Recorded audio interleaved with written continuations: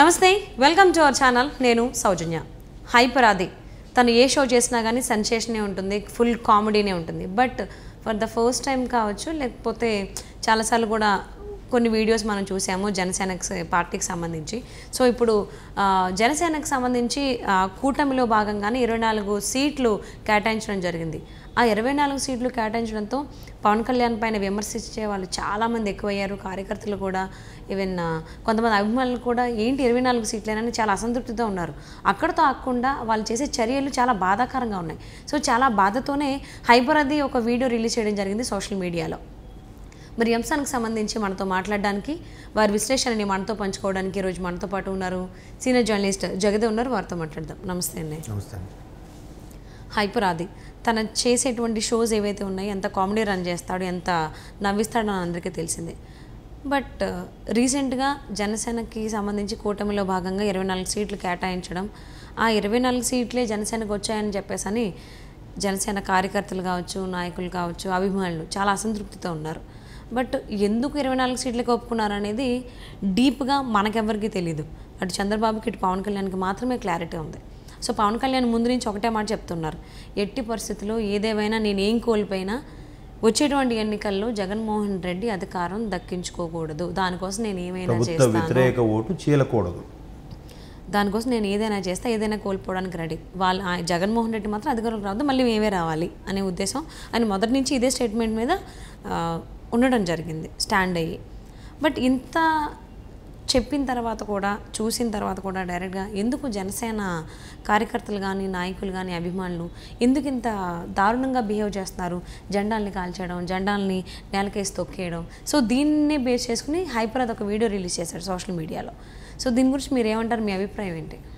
నాకు ఎవరైతే జనసేన జెండాలు కాల్చుతున్నారో, జనసేన గురించి మాట్లాడుతున్నారో, గతంలో కూడా ఒక పెద్ద ఆయన అసలు జనసేనకి ఎన్ని సీట్లు ఇస్తారు చెప్పండి, రేపు పొద్దున ప్రభుత్వం వస్తే జనసేనకి ప్రభుత్వంలో స్థానం ఏంటి, ఏ అధికారం ఇస్తారు అని ఒక పెద్ద ఆయన లేఖ కూడా రాశారు. అంటే చాలా సీనియర్ మోస్ట్ అనుభవజ్ఞ, పేర్లు ఎందుకు లేదు. ఈవెన్ ఈ 24 సీట్లకు సంబంధించి కూడా ఆయన లేఖాస్త్రం రాశారు. అదే ఇప్పుడు నాకు ఇంతకుముందే మా మిత్రులు ఒక సీనియర్ జర్నలిస్ట్, నాకన్నా బాగా సీనియర్ ఆయన, పెద్ద ఆయన కూడా ఒక డౌట్ రైజ్ చేశారు. ఏంటంటే ఇప్పుడు అసలు జనసేన అనే దాని అధినేత పవన్ కళ్యాణ్ మొదటి నుంచి కూడా ఏం చెప్తున్నారంటే ప్రభుత్వ వ్యతిరేక ఓటు చీలిపోకూడదు, 2019లో జరిగిన తప్పిదం ఇప్పుడు జరగకూడదు, ఎలాగైనా ఈ అరాచక ప్రభుత్వాన్ని దించాలి అనే స్టేట్మెంట్ ఇచ్చారు కదా ఆయన.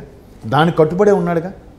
దానికి తోడు ఇంకో కూడా ఏం చెప్పారు, ములాఖత్ అయిన తర్వాత, కలిసిన తర్వాత నాకు ప్రభుత్వాన్ని నడిపించే అర్హత ఇంకా రాలేదని నేను అనుకుంటున్నాను, నేను ఇంకా పూర్తి స్థాయిలో అనుభవజ్ఞులు కాలేదేమో, నాకు చంద్రబాబు గారు లాంటి అనుభవజ్ఞుల దాంట్లో పనిచేయడం నాకు అవసరం, ఫ్యూచర్లో నాకు అది ఉపయోగపడుతుంది, ఇన్ని రకాలుగా చెప్పిన మళ్ళీ ఇవన్నీ అంటే జనసేన తోలు కప్పుకున్న వీళ్ళందరూ వైసీపీ కోవట్లా అని నాకు డౌట్ వస్తుంది. ఈ సోకాల్డ్ జెండాలు తగలబెట్టిన వాళ్ళు కానీ, లేఖలు రాసిన వాళ్ళు కానీ, వీళ్ళందరూ కూడా మీకేంటండి సంబంధం, మీకేంటండి ప్రాబ్లం? మీరు పోనీ గతంలో 2019లో మరి పవన్ కళ్యాణ్ ఎందుకు గెలిపించలేకపోయారు? 2014లో చంద్రబాబు గారిని గెలిపించారు, 19లో పవన్ కళ్యాణ్ కనీసం పవన్ కళ్యాణ్ కూడా గెలిపించలేదు కదా. పార్టీని గెలిపించిపోవడం పక్కన పెట్టండి, పవన్ కళ్యాణ్ కూడా గెలిపించలేకపోయారు. ఏమైంది అప్పుడు మీ సీరియస్నెస్? అప్పుడు జెండాలు తగలబెట్టలేకపోయారు గెలిచిన వారి జెండాలని. సో ఆయనకి మీద నమ్మకం ఇలా అంటున్నారు కొంతమంది, అమ్ముడుపోతున్నారు అంటున్నారు కొంతమంది. ఎంతకని ఆయనకి మొన్న కూడా చెప్పాడు, నేను ఎంతమంది సీనియర్లతో చేవాటలు తింటున్నాను, నేను ఇబ్బంది పడుతున్నాను మీకోసమే, అంతే కదా. ఆయనకి ప్రాబ్లం ఏంటండి, ఈ పాటలు ఏంటండి, సినిమాలు చేసుకుంటే, యాడ్స్ చేసుకుంటే, సూపర్ స్టార్ మహేష్ బాబుకి 30 పైన యాడ్స్ ఉన్నాయి ఈరోజు. పవన్ కళ్యాణ్ గారిని ఒప్పుకుంటే ఈ పాటికి 100కి పైన యాడ్స్ ఉండేవేమో. అవును, అందట్టు రీసెంట్గా ఆయన ఆస్తులు కూడా అమ్మడం స్టార్ట్ చేశారు. ఎందుకు? ఎన్నికల్లో ఖర్చుల కోసం. మరి మీరు నమ్మరు, Vakeel Saab cinema shooting start అయినప్పుడు ఆయన ముందు 3 కోట్ల రెమ్యునరేషన్ తీసుకున్నారంట. సినిమా అంతా నాకు ముందు అడ్వాన్స్ ఇవ్వండి, ఖర్చులకు లేవని. ఆ 3 కోట్లు కూడా ఏం చేశారో తెలుసా? ఫస్ట్ అమరావతిలో వాళ్ళకి రైతులకు సంబంధించిన ఇబ్బంది ఉంటే వాళ్ళకి ఎంతో లక్ష చొప్పున ఇచ్చేసాడు, 1 కోటి రూపాయలు. ఇంకో కోటి ఆయన మెయింటెనెన్స్కి, వాళ్ళ స్టాఫ్కి జీతాల కోసం ఉంచుకున్నాడు. ఇంకో కోటి మిగిలితే ఎవడైనా ఏం చేస్తాడని, ఎంజాయ్ చేస్తాడా? అది మళ్ళీ అక్కడ ఆర్మీ ఫండ్కి ఇచ్చేసాడండి. అది ఆర్మీ వాళ్ళు మీట్ పెట్టి అనౌన్స్ చేశారు తప్ప ఈయన ఎక్కడ ప్రెస్ మీట్ పెట్టలేదు.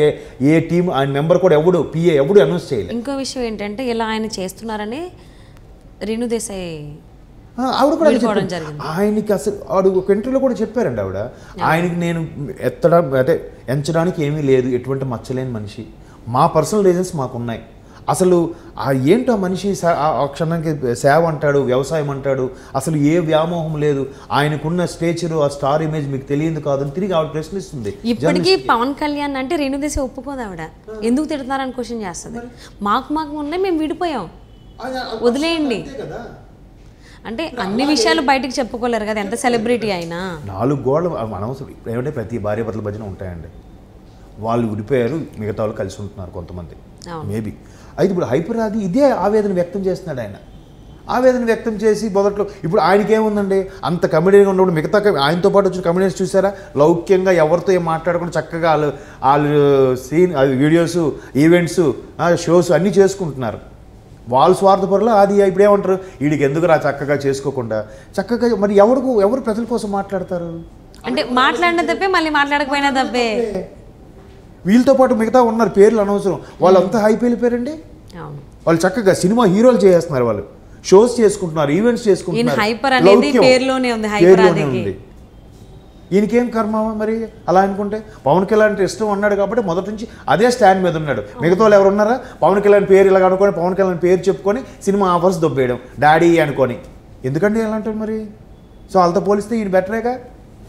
సో ఇటువంటి వాళ్ళని రోజా గారు తిరిగి ఎంత దారుణంగా మాట్లాడారంటే, మొన్న వీడియో చూసా, ఆ పిల్ల బిత్తిరి గారులండి, వాళ్ళ బ్రతికెంత, వాళ్ళ ప్రాణం ఎంత అన్నారు. అది చాలా తప్పు మాట అండి. అంత హీనం ఆ మనుషులంటే. ఆవిడ అంటే మంత్రి పదవిగా ఉండొచ్చు, ఆవిడ అలాగ అనడం నేను ఇంతక వీడియో కూడా చూశాను, బాధ అనిపించింది. అసలు వీడంతా వాడు అంటే వాడిని అనడం వేస్ట్ అండి. వాడితో ఎవరు అనిపిస్తున్నారో అంటే మీరు కూడా అంటున్నట్టు మీతో ఎవరు అనిపిస్తున్నారా?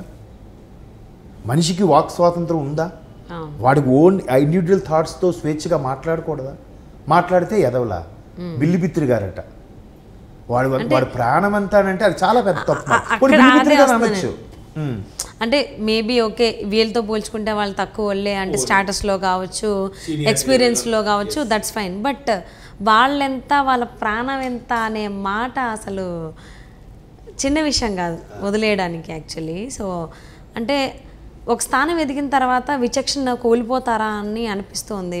ఆంధ్రప్రదేశ్ రాజకీయ నాయకులు చూస్తుంటే, ముఖ్యంగా వైసీపీ నాయకులు చూస్తుంటే విచక్షణ కోల్పోతారేమో ఒక స్టేజ్కి వెళ్ళిన తర్వాత, లేదంటే కోల్పోయిన వాళ్ళే వైసీపీలో ఉంటారా అనేటువంటి వార్తలు కూడా, మీ మాటలు కూడా బయటకు వస్తూ ఉన్నాయి.